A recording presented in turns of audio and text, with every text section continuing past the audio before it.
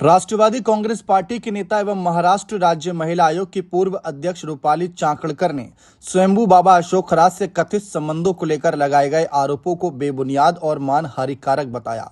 चाकणकर ने कहा कि उनके खिलाफ आरोप लगाने वालों ने अब तक कोई भी ठोस सबूत पेश नहीं किए। फिलहाल पुलिस हिरासत में अशोक खरात के खिलाफ दुष्कर्म और धोखाधड़ी सहित कई मामलों में पूछताछ की जा रही है।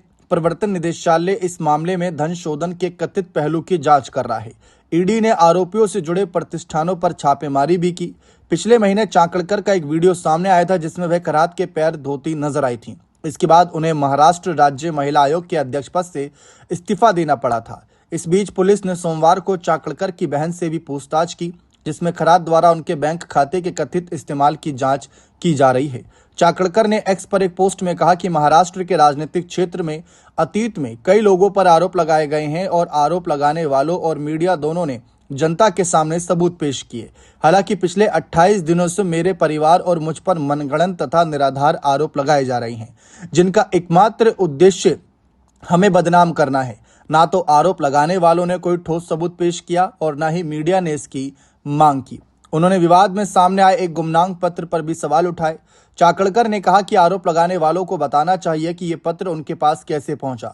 बिना किसी सत्यापन के पुलिस प्रशासन को मिला एक गुमनाम पत्र मीडिया को दे दिया गया और पूरे दिन चर्चा चलाई गई, जिसका मकसद केवल मानहानि था। यह सामने आना चाहिए कि इसके पीछे कौन है। उन्होंने बीट के पुलिस अधीक्षक नवीन कंवट के हवाला देते हुए कहा कि बिना नाम और पते वाला गुमनाम पत्र कानूनी रूप से मान्य नहीं होता और उसे महत्व नहीं दिया जा सकता।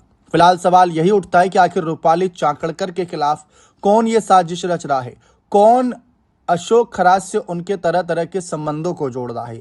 सोशल मीडिया पर रूपाली चाकणकर और अशोक खरात से संबंधित कई वीडियोस ऐसी बताई गई कि इनके साथ संबंध में थी और उनको जबरदस्ती वायरल किया गया, यानी फेक तरीके से वायरल किया गया, जिसकी कोई पुष्टि ही नहीं थी कि उसमें रूपाली चाकणकर है भी या नहीं, क्योंकि वीडियोस क्लियर नहीं थी। इसलिए लोगों ने देखा और सबने कहा कि कहीं ये वह तो नहीं, कहीं वह तो नहीं, तरह तरह के कयास लगाए गए।